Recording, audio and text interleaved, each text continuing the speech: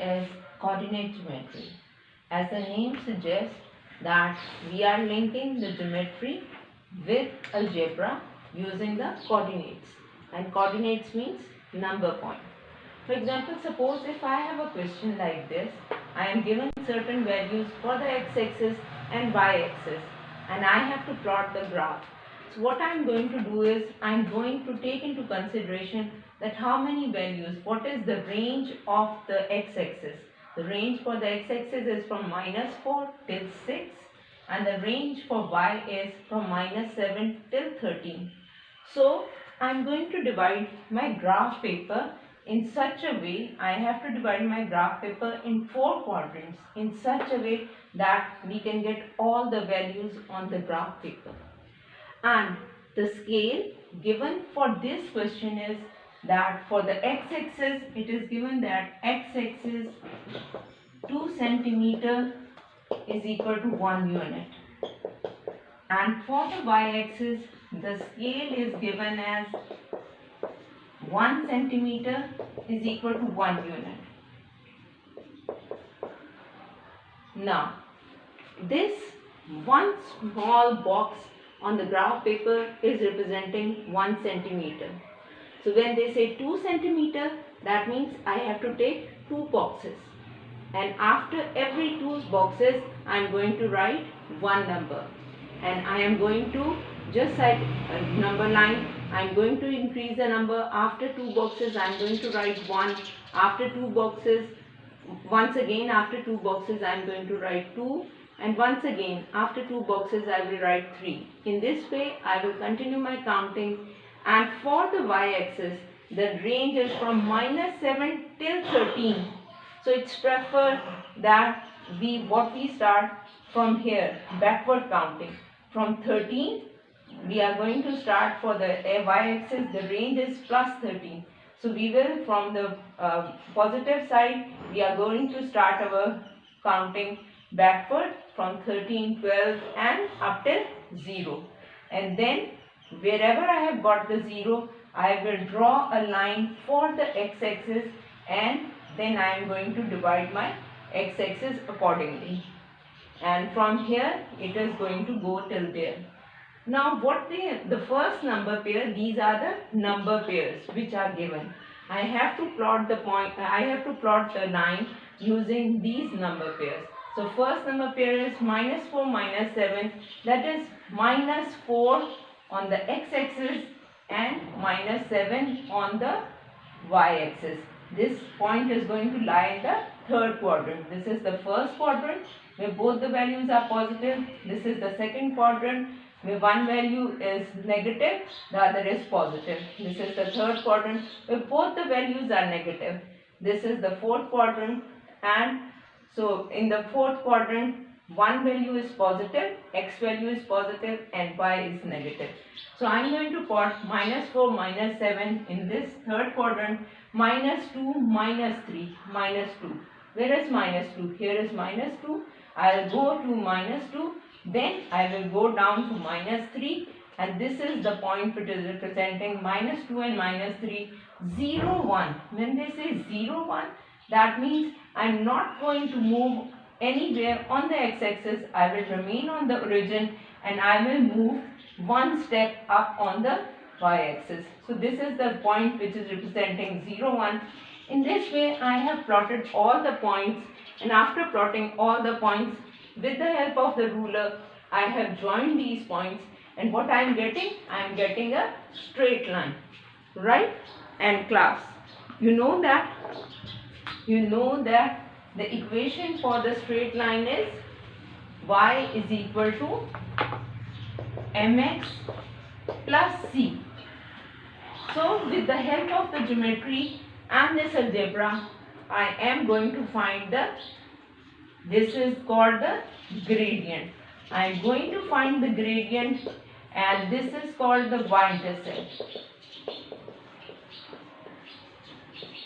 Now to find the gradient, we have to, if I want to find the gradient graphically, so what I am going to do is, I can take any 2 points, It is your choice to take any of the points For example, if I am going to take, suppose I am taking this number pair 0 1, and I am going to take the next number pair, I am going to take this.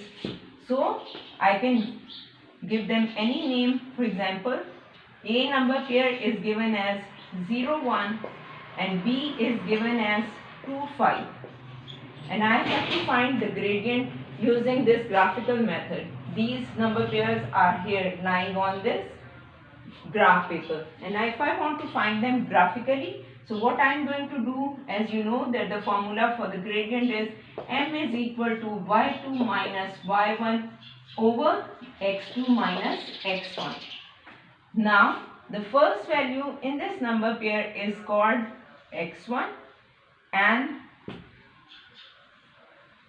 this is x1 and this is y1. B was 2 5, so this is x2 and this is y2. Substituting these values in the formula, so I will get the gradient. Now as you can see that y2 is 5, so I will substitute y as 5, y1 is 1, 5 minus 1, x2 is 2 and x1 is 0. So 2 minus 0, 5 minus 1 is 4, 4 over 2, so my gradient is going to come as 2, right? So my gradient is, in this case, my gradient is coming as 2. Now, what you can do is, my gradient is coming as 2, you can take any point from this table or any point from this line, take any point. For example, if I am going to take this 4 9 and 6 3, my P point is given as 4 9 and my Q point is given as 6 13, and I have to find the gradient. So what I am going to do, as you know, this is x1, this is y2, y1, this is x2, this is y2. So formula is y2 minus y1 over x2 minus x1. That means 13 minus 9 over 6 minus 4.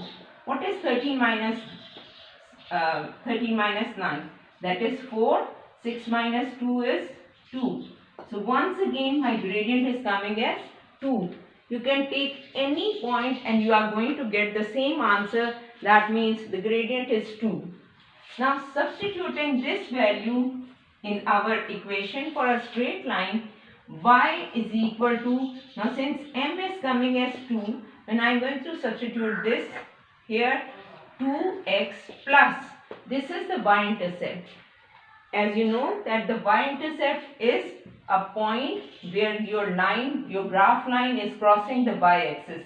This is your y-axis. The line is crossing at which point? At point 1. So your gradient is 1. So your equation will be y is equal to 2x plus 1. Your m is equal to 2 and your c is equal to 1. Substituting these values in the equation, you are going to get the equation for a straight line, right? Now as you have observed that my gradient is positive. When my gradient is positive, this is my left hand side and this is my right hand side. This is the partition, or the graph is divided into two parts by the help of this line. So what is happening? My line is rising from left to right. Whenever the gradient is positive, the line is going to rise from left to right. And whenever I have a negative gradient, if I have a negative gradient, for example, if I have y is equal to minus 2x plus 1, so from 1 my line is going to pass from 1, and since it is gradient is negative here, so I will have a line of this form. This will be representing a line of y is equal to 2x plus 1. This is for the negative, this is for the positive. Now, if I have, these are the two types of gradient which I have explained you, and the third type of gradient which I want to explain you. For example, if I have this another question, if I have another question in which I have y is equal to 3x plus 3, y is equal to, I have number of equations, 3x minus 2 and y is equal to 3x plus 1. If I have these three equations, as you can see that in all these three equations the gradient is 3. Your gradient or your m is equal to 3. So in the case when all the gradients are same, in that case for the graph for the first equation the line is going to pass through your 3, and since the gradient is positive, so the line is going to rise from left to right. So your line will be passing from here. Gradient is 3 and the y-intercept is minus 2. Here this is minus 2. So the line is going to pass from minus 2. For the third, the gradient is plus 1. So the line is going to pass from here. But what is the point that I want to explain you is that in all the cases when the gradient is same, so the lines are parallel to each other. They are parallel to each other. That means parallel means that the distance between them will be same and they are not going to cross each other, and the line, when the gradient is same, the line is going to have the lines are going to be parallel. For example, I hope that it is clear that the y-intercept in all these equations are different and the lines are going to pass through all these points. But the gradient is same, so the lines are parallel to each other. Now if in a case, if your gradient is 0, for example, if gradient is 0, then what will happen? Gradient is 0, your line will be parallel to x-axis. It will be parallel to x-axis when your gradient is 0. Right? So hope you have understood different forms of gradient and what type of line we are going to have if we have different gradient. Now suppose if I have these 2 points. If I have these 2 points and I want to find the gradient, so m is equal to, so this is going to be 2 minus is from this formula, and the value for x or for y1 is minus 3 upon this is x2 is minus 2 and x1 is minus 2. So what we are going to get, 2, always remember sine multiplied by sine, minus multiplied by minus is going to give me plus.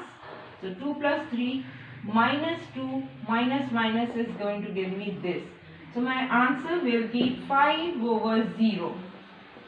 So that means 5 over 0 means that means the gradient is undefined.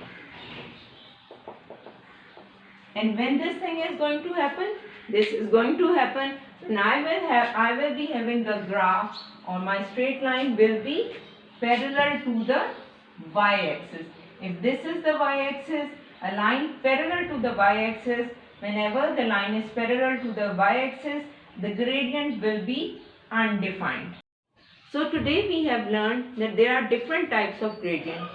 The first type is, if we have a positive gradient, then our line is going to rise from left to right. And if it is a negative gradient, then the line is going to drop from left to right. If the line is parallel, the third type is saying that if the line is parallel to the x-axis, then the gradient is 0. But if the fourth type says that if the line is parallel to the y-axis, then the gradient is undefined.